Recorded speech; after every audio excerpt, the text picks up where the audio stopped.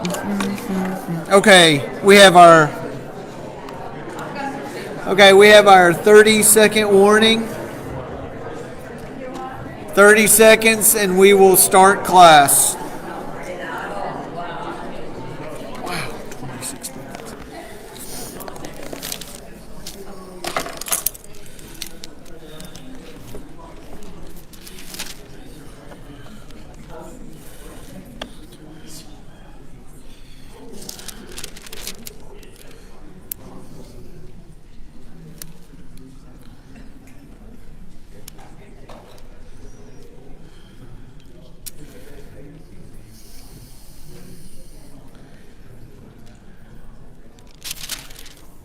Okay. Thank you all for hanging around here for class. We are going to now dive into the Ten Commandments. And this is going to be more of a brief overview of the Ten Commandments. And I hope that we get in a little bit deeper into the first few commandments. But I want to take a step back and I want to see how do we divide these out. What's going on? What do we know about the Ten Commandments that are both in Exodus 20 and what's outside of Exodus chapter 20?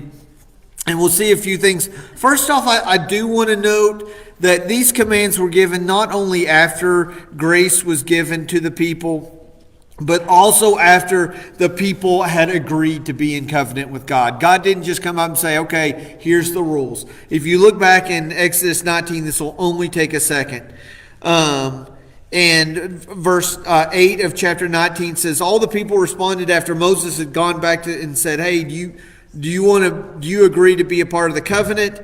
And the people answered, verse 8, we will do everything the Lord has said. So Moses brought their answer back to the Lord. And so they agreed to be in covenant with God. So it's not just God said, okay, here's some rules. Before that, he came and offered grace. He delivered them. He redeemed them. He called them his people. And he says, will you agree to be a part of this? And I want you to imagine this more like a marriage than simply a doling out of do's and don'ts.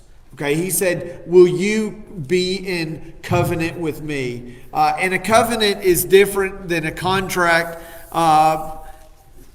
because it talks about our offering ourselves of not just, well, I'll sign here until it's no longer acceptable.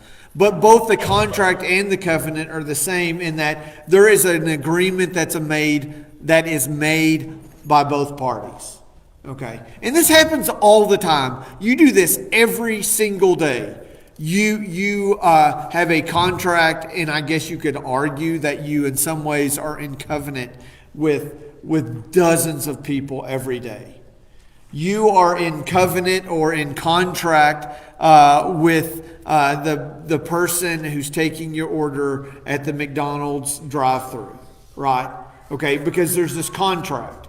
The contract is you are going to give them money and they're going to give you a hamburger, an all beef patty, special sauce, lettuce, cheese, pickles, onions on a sesame seed bun, right? There's the contract that's made, okay? And you both agree to do things. You're going to give money. They're going to provide you with a product that fits with what they promised that they would do. We do that all the time. We don't even think about it.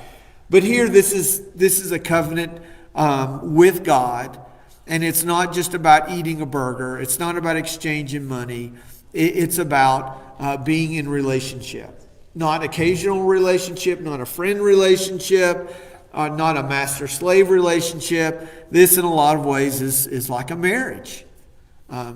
It's something that is intended to be for a lifetime. And so he's going to give these what we call the Ten Commandments. They are known in some scholarly realms as the Decalogue, okay, which simply means the 10 statements that are made. If you take Decalogue in the Septuagint, it's referred to as the Decalogus. That's a funny sounding word. That's in the Greek, and that just means the 10 words. which is not too far off because several of these commands only have 2 words in the Hebrew. Okay, we have it a little bit longer. We say, you shall not do this. You shall not do this. This is more apodictic, which just means like, don't do this. Don't do that. It is a command. It's not a suggestion. After this, we're going to get into some chapters from 20 all the way till almost the end of 22. There's going to be a lot more laws, but they're going to be different than the 10 Commandments. The 10 Commandments are, this is what it is, you don't break from it. The rules that are going to come after this are going to be more causistic, which means it's going to be kind of like an if-then statement. If this happens, you need to do that. If this happens, you need to do this. But all of it is based on these 10 laws. And so we're going to look at them in just a moment, but has anybody noticed the 2 different divisions within the 10 Commandments? What can anybody tell me? Has anybody heard or learned or noticed on their own? There's kind of a pretty clean break between the first 4 and the last 6. Okay, exactly. The first 4 are going to be this, what we would call the vertical, the relationship with God. Okay, you shall have no other gods before me. You don't have any idols. Don't use my name in vain. And I want you to remember the Sabbath and keep it holy. These are like these vertical ways that we focus on God. And then we have the other 6, okay, that are going to be, we have honor your father and mother. Don't murder, don't commit adultery, don't steal, don't lie, and don't, starts with a C, and I want to, because I keep saying covenant, don't covet. I kept wanting to say don't covenant. My brain was not working. So don't covet. So you have those 10. The first 4 are going to be this relationship with God. The other 6 are going to be ones that like how to live in community with other people. As we talked about in the sermon, there's not a lot of people who are going to say, man, we've got to get rid of the law of not killing. Like if we could just kill more people, like life would be better. And I know some of you wives are nodding your heads like, yes, if I could get away with that, life would be better. Jennifer, don't have that thought. Hopefully you need me half as much as I need you, and we can live in harmony. But these last 6, they're really important. We have to have these in order to be able to have a healthy society. Even the very first one of the last 6 is honoring your father and mother. Okay, I think most of you have seen the decline of how elderly people are treated in our society. And I was asking this question a little bit earlier. I think Bob and I were talking about this because I don't want to say the bane of my existence because that's a little too much. But like I see some of the ways that millennials live and what they think, and it just drives me bonkers. I'm like, they didn't get their way and they get upset. I mean, like, I can't tell you how many young people today, you ask them about what are they going to do? What's their plan? What's their future? Their future is they're going to turn 25 and they're going to be millionaires. Like, I'm not joking. That is like across the board. What are you going to do? I'm going to turn 25. I'm going to be a millionaire. Well, how are you going to do it? I don't know. Well, where are you going to live? At home. You're going to be a millionaire, 25 years old. You're going to live at home. Oh, yeah, and they're going to be famous YouTubers and influencers, and that's how they're going to make millions and millions of dollars. And that dream alone has turned into a nightmare to millions of parents who have kids who say, hey, Mom, I'm not leaving home. I'm going to stare at a camera, and I expect everybody else in the world to drop what they're doing to watch me talk about food or video games or slime. True story. True story. There's a young lady a couple years ago. This was in a newspaper article. She bought a house. She's 18 years old. She bought a house. She paid cash for it. You know what she does for a living? She makes slime. How many of you know what slime is?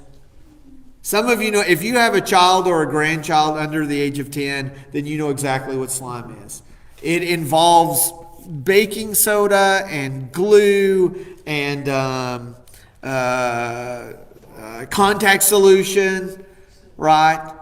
Several different things that they can use. And this young lady who would get on there and she would talk about making slime. And right there with the camera rolling, she would make slime. Some she'd put food coloring in it, or she would put glitter in it. Oh, glitter. All these different things. And then after she made the slime, she'd have this big lump of slime sitting out there, and she would just kind of just like start playing with it and pulling apart. And apparently that's very therapeutic. Not for me. I see that and I'm like, gross. There's glitter in that. It's going to get under the fingernails. Like, I don't want to have anything to do with this. Right? She made millions because people would watch her. And that just frustrates me about that generation that, like, we're going to do as little as possible, but we want as much as in return. Like, if we go to college, we want somebody else to pay for it. Like, it drives me crazy. So I sit there and think that generation is terrible. But I was talking to Bob and I said, hey, Bob, do you think like older generations felt the same way about the Gen Xers as the Gen Xers feel about the millennials? He didn't breathe. He didn't take a breath. He said, yes. When I was a teenager and growing up and I was a knucklehead and we didn't have YouTube, but we had silly things. We wanted to do crazy things. We wanted to put the biggest possible speaker you could fit in a car and then put an amp in it so that when you turned up the music, it would dim the headlights as you're going down the road. Like, that's what we wanted. And I just know that the older people were sitting there saying, that's the dumbest generation to ever come along. And they were right. Until the millennials came along. And then we got a little lower and we got a little lower. So, and this is not just a human thing. Okay, and I have some anecdotal proof of that. That's kind of an oxymoron. But I've shared this with some of you before. I had the opportunity to go to the Philippines. Oh man, it's been nearly 20 years ago. But already, I mean, you could go back to the 50s, and I can't. But some of you can go back and remember the 50s and 60s. And you can remember when, like, the young people wanted to go against the system. And they didn't want to listen to mom and dad's music. They wanted to have their own music. They wanted to have the jeans that flared out into bell bottoms. And they wanted to walk around with their long hair. And they said, I want to be exactly different from that older generation. And if you live in America long enough, and in most countries, you can be led to believe that is human nature. That is inbred within all humans. And that by the time of 12 years old, they will be smarter than their parents and angry that they have to live with them and embarrassed that they even know them. Like, I just assume like that is a human within the DNA. But I have reason to believe that maybe that's not entirely the case, because in my visit to I didn't poll everybody in the Philippines, okay? Don't misunderstand me. But as I witnessed a group of young people and the way that they interacted and the way that they spoke about their parents and their grandparents, it was absolutely foreign to me. Because I was listening to these teenage kids who were talking about how they love and respect and honor their parents. I even remember a young lady who was hesitant to go off and really start her own life because she said, I don't know how much longer I have my parents with me, and I just want to do as much as I can because of all the things that they've done for me. And I was just like, who are you? Like, what's wrong with you? And can I have some of the pills that were given to you? Because I want to take them back to my kid. At that time, I only had one. I wanted to teach him. I was like, and I began thinking, what have we done as a society to devalue and dishonor and disrespect our older generations? And more importantly, how is that dishonor and disrespect of our older generations, how has that affected the way we live life now? And I think that's a question that's coming up more and more. What happens when we have a large group of people? We call them the baby boomers. And they are now out of their prime, and they're not a contributing part of society like they were 30 years ago.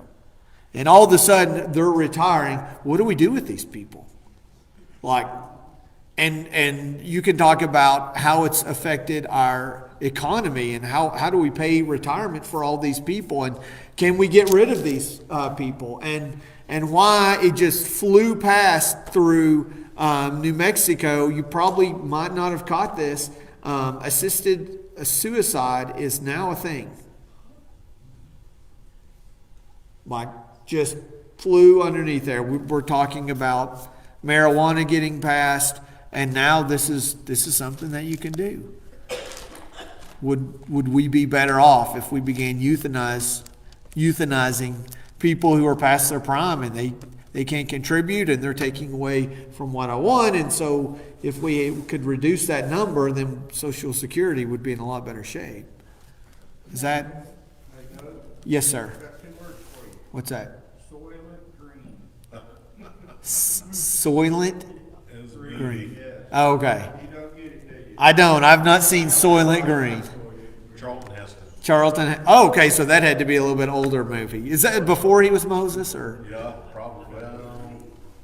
Okay. It was in the 60s. I'll have to go back and look. But what kind of society are we creating when we don't honor the generation above us?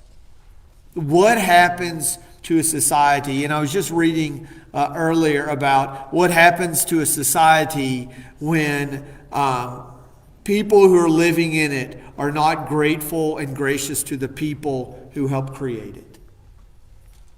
How does that affect families? How does that affect businesses? How does that affect the culture as a whole?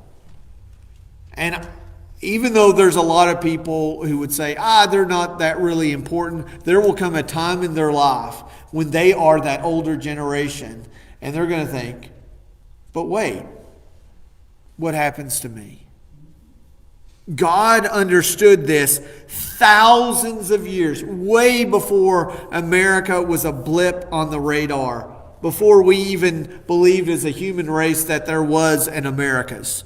Right? God understood, listen, honoring your father and mother is important. You don't murder. God understood this. And then it almost seems like that's something you even shouldn't have to say.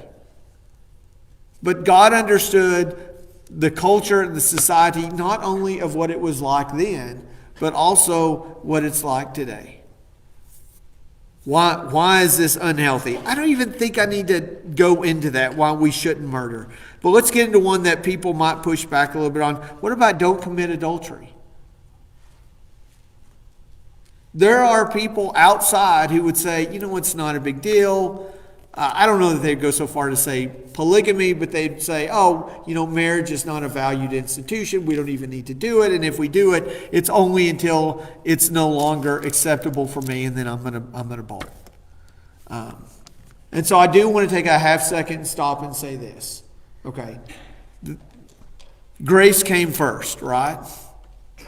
And then God offered the commandments, but then grace came again. It is like nonstop. So if you are plagued with, my heart breaks for you, but if you're plagued with, I was in a marriage and I am no longer in that marriage, don't let anyone tell you that is the scarlet letter that you have to wear around your neck the rest of your life. We're not going to embroider the D on your blouse or your shirt and say, you're a half citizen now, or you're a junior citizen, or you might make it in, but boy, it's going to be really tight because, boy, that's a tough sin right there. The fact is that's not true at all. For those of you who've been in that relationship, for those of you who are like me, who I watched that relationship, my assumption was, because I felt like I was so much like my dad, and I loved my dad so much, that I just knew that because my parents got a divorce, I was going to go down that road too. I had convinced myself by the time I was 13, there's a lot of reasons why people wouldn't marry me, this being one of them. But the biggest was, once they figured out that I was just like my dad and my parents got a divorce, that why would any woman want to be with a guy who they know that is going to, not be with them in 20 years? And so you live with that guilt of what happens if the marriage doesn't work. And what does God think about me? And I just want to be the first to remind you, not what I say, but what God says is His grace covers you. And there is absolutely nothing that can separate you from the love of God in Christ Jesus. So I don't want you to walk out of here and say, man, he's going after the people who are divorced. I'm telling you, we all are broken people who cannot be in the presence of God without Jesus. And Jesus cleans us all equally. Like if you're convinced that you're going to be in a better place because you sat in the pew more or you were divorced fewer times, that you have a misunderstanding of what grace is. And yet a lot of people walk around with that guilt of what happened in my life. I had a conversation with somebody just this last week, and we were talking about, like, we grew up in a time where I honestly thought that I needed 5 seconds, maybe 3, before I died. I just needed that to say, God, please forgive me. Because I grew up believing that, like, it was just one little sin was going to catch me no matter what I did. If I didn't ask for forgiveness, like, I was done for. Like, how skewed is that idea? That grace will only cover us if we, mutter some words in our last dying breath. It covers us. But having said that, God says, I'm calling to be in community with you. And divorce is not just about marriage. Divorce is about choosing to be in relationship, even in relationship that sometimes is difficult, right? And God chose not to divorce Himself from a group of people that constantly chose adultery against God. That they were constantly running away from God. They were creating their own idols. They were complaining, like they were not a good spouse. And God says, when I choose to be in covenant with you, I'm going to follow through with my end. And He says that. As long as you stay with me, I'm going to stay with you. As long as you stick together, I'm going to offer grace over and over and over again. Just listen to me and follow me and trust me. And God understood that adultery tears apart lives. I grew up in a single parent family. By the time I was 13, that I was being raised by my mom. Right? There is no person who studies and understands psychology, who looks at family systems. There's no one who's going to tell you it is better to have one parent than two. If you can have 2 healthy, functioning parents, that is always, always better than one. Because you can have an amazing parent, but an amazing parent is going to have bad days. And an amazing parent is going to lose their cool. And an amazing parent is going to misjudge every once in a while. And you need to have that second one who can step in. Sometimes her name is Jennifer. Who will step in and say, Doug, like, you need to breathe. Like, you need to step away from this situation. You need to chill out. And I'm embarrassed to say that's now that I have teenagers, sometimes I get a little too excited about it. And I'm like, nope, we're doing it right here, right now. And she's like, really? This is the hill that you want to die on? I don't know. Should it be? I mean, it has to be, right? And so God understands that adultery is one, about breaking a covenant, but two, he understood, like, as he is our Father, and he understands the role of parenting, he's called us and said, look, I created woman to be with man, and so that they can have a family, because it's going to take both of them, and then an entire village to raise kids. And so God understood that when he said, don't commit adultery. And he says, don't steal. Okay, how many of you have had something stolen from you in the last year? Anybody had that? Am I the only one? A couple of people. I had something stolen from me. Went out to my shed. I decided I was going to do something. And I realized that I was missing my hedge trimmers and my saw. I got a brand new pole saw for Christmas. I took it out of the box, I put it in my shed, and 2 weeks later I went in there and it's gone. I was so excited. I didn't even get to use it. It was battery powered. It was going to be so cool. And somebody else had it. And there's such a sense of frustration and such a sense of violation when that happens. And God understands. He says that's not healthy for society. It's not good for the person who has something taken. It's not good for the person who takes something. Like, this is not how I called you to live life. God says, I don't steal, and I am calling you as my people not to steal. Don't give false testimony. Don't lie. One of the book I'm reading, one of the last chapters, Jordan B. Peterson, 12 Rules of Life, and one of his chapters is, don't lie, but at the he says, always tell the truth. But at the very least, don't lie. He's like, this is a rule of life that we should go by. Like, let's be people who are honest and show integrity in the way that we speak. And in doing so, he argued quite compellingly that if we are honest with one another, life is a lot better. And I'm not going to pick on women, because I would never do that. But sometimes articulating what you really want is better than the guessing game of he should know what I want. So it's not just about, it's being people who are authentic and genuine. And husbands, that means that when your wife is speaking, you listen to them. If your coworker is speaking, listen to them, engage in that. And be people of integrity in the way that you speak to one another. And then he talks about coveting. What does coveting mean? Okay, wanting what's not yours. What's an example of coveting? Somebody took your saw. Somebody took my saw. They wanted it. They wanted it, so they took it.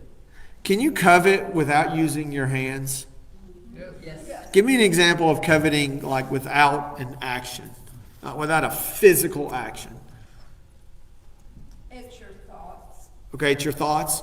Specifically, what's an example of coveting? I know this could get dicey because, this could take us down a dark road. But I mean, we're people who have failings. Let's admit that. What are some ways that coveting can be an issue? I wish I had a new car. I wish I had a new car. Red. Okay, you wish you had Brad's car. Okay. You really want that. Don't even know what it's called. Okay, you could be obsessed with that car. Or you could even say, you don't deserve it as much as I deserve it. Yes. And I've heard people say that they covet in such a way, it's not even as much as I want that, it's I don't want you to have that.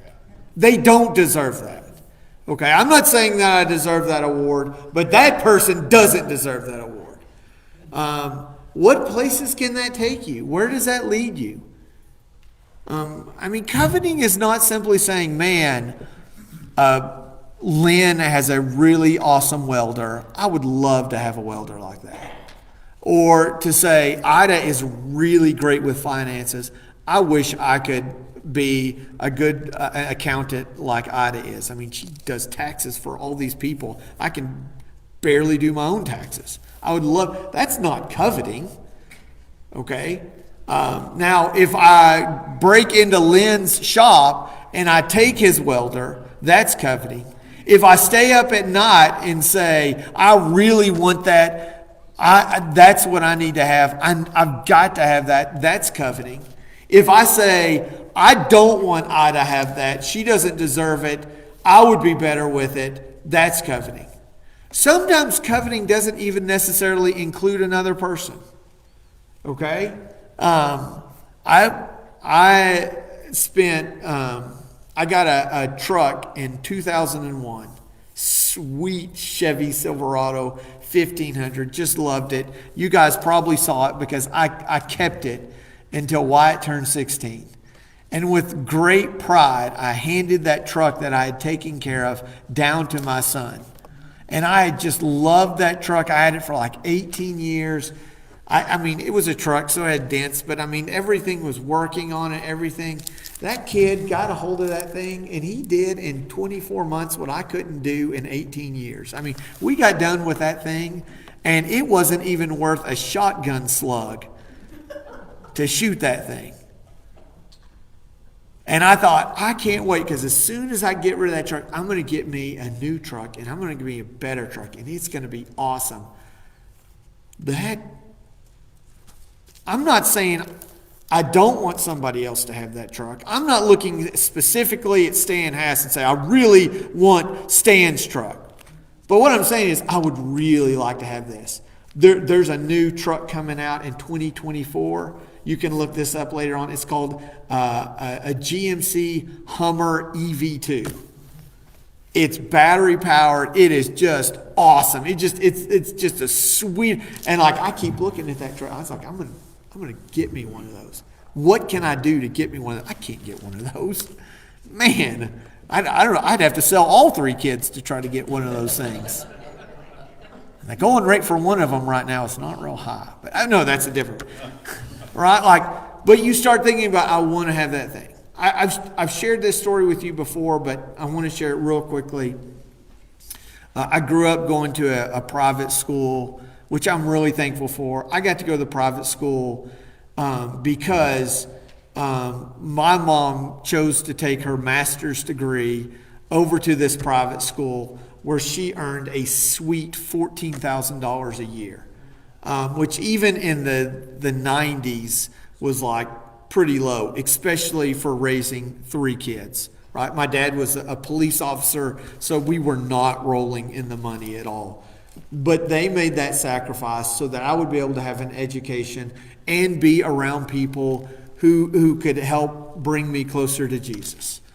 And in a lot of ways, I'm just so thankful of that. But one of the struggles with that is that I ended up in a school where we were definitely at the very bottom of the economic ladder. We were the lowest. And we had food on the table. Like, we lived in a house.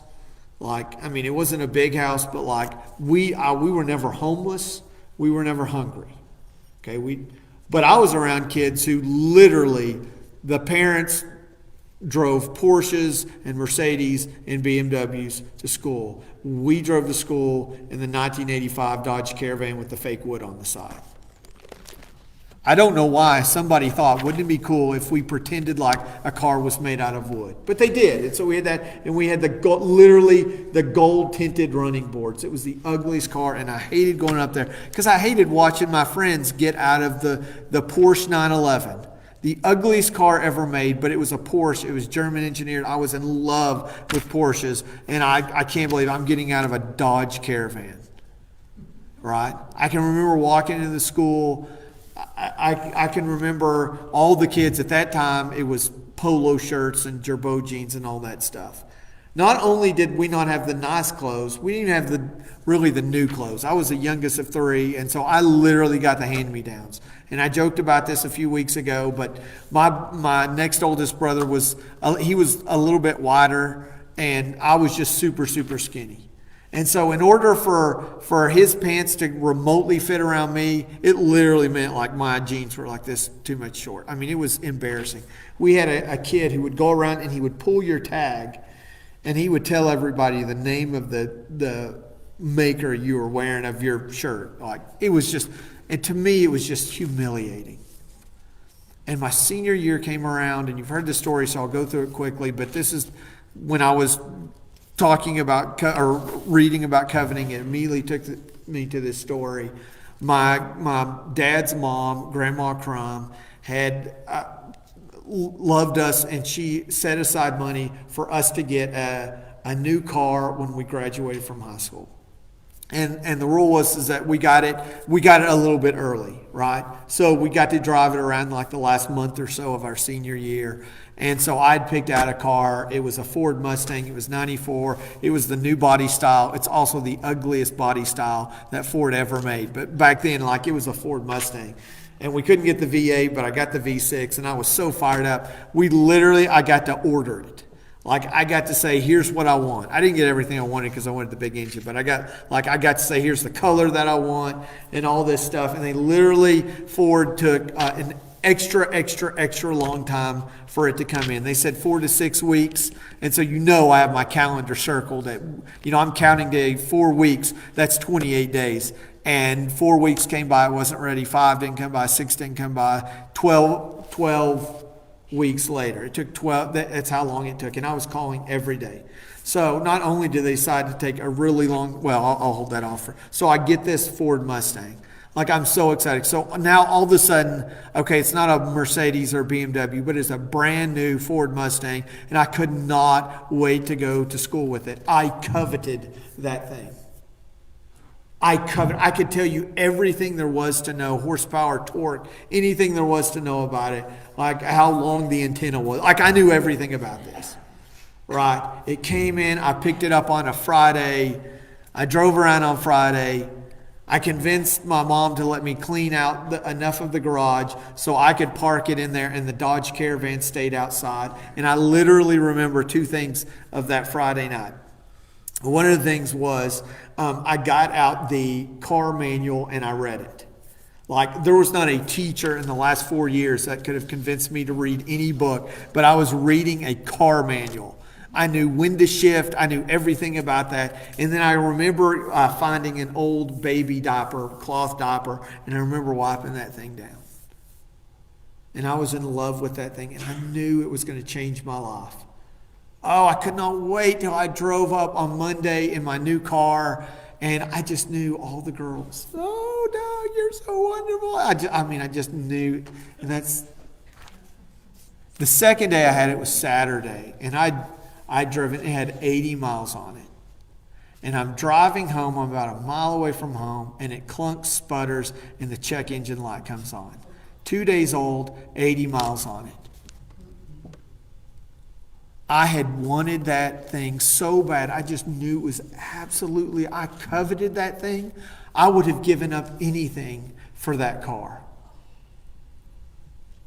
And it absolutely changed my life when the check engine light came on. I thought it was going to change my life when I had a car that was running. But it changed my life when it stopped running. And I can remember pulling into the garage and shutting the door and walking inside. No baby cloth, wiping it down. I just remember how disappointed I was. It's why I'll never buy a Ford ever again, because that thing broke down and just it never. It was my God. It was what I thought was going to change everything.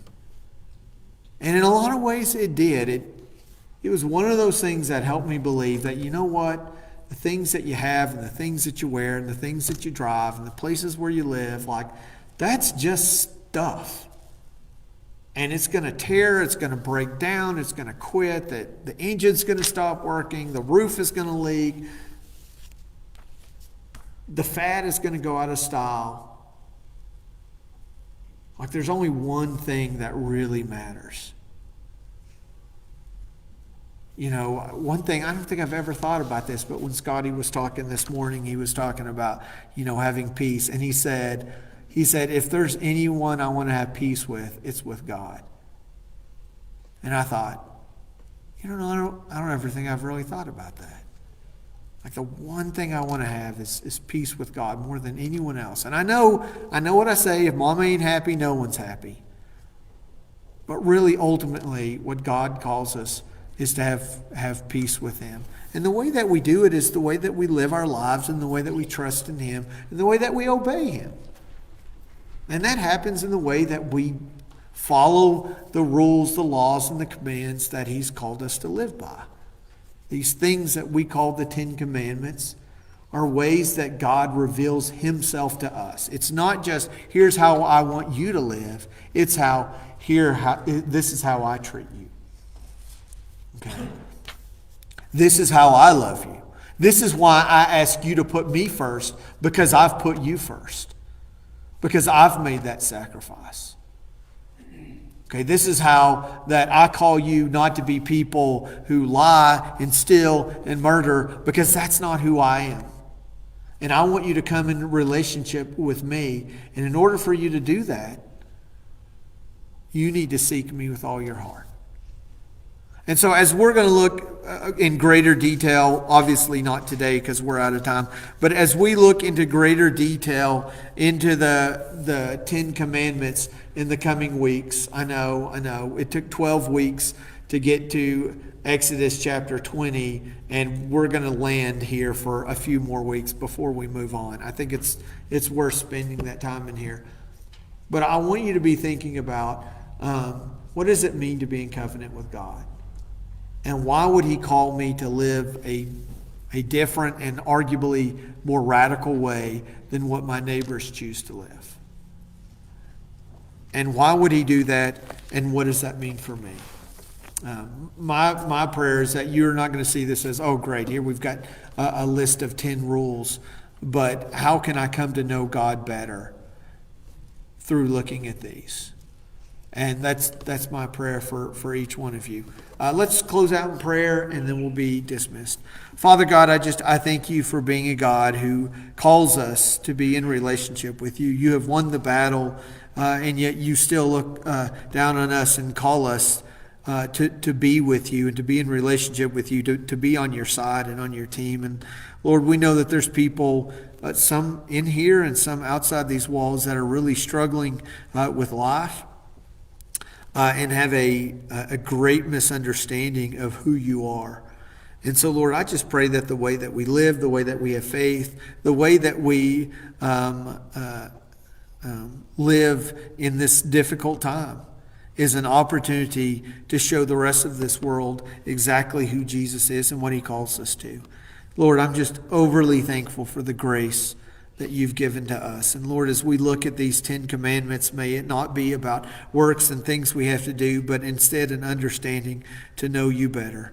We just thank you for that opportunity. I thank you for the people in this room, and may today be just like last Sunday, that we are celebrating a risen Savior.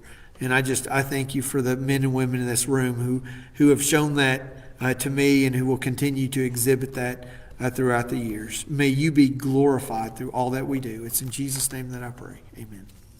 Thank you all for being here. Don't forget that we have this Wednesday. We're going to meet at 6 o'clock. We'll be in here to study the 12 apostles. And that starts at 6 and will end about 7 o'clock. So thank you all for being here. You're dismissed.